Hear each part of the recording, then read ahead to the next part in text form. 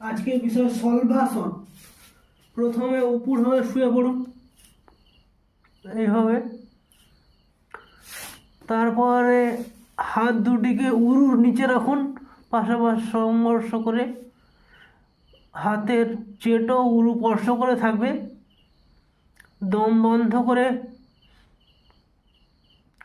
কোমরের থেকে নিচের দিকটা দু পা যতটা সম্ভব উপরের দিকে তুলুন।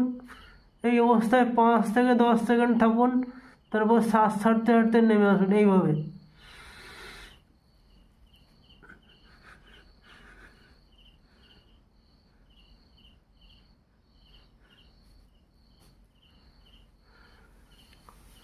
এই অবস্থায় থাকার পর পূর্ণ অবস্থায় ফিরে এসে শবাসন করুন।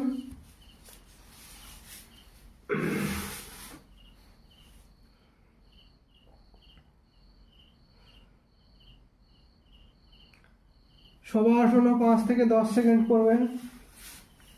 তারপরে কিছুদিন যাওয়ার পর স্বাভাবিক শ্বাস প্রশ্বাসের সাথে 10 থেকে 20 সেকেন্ড করে দিনে 3 বার করতে পারেন।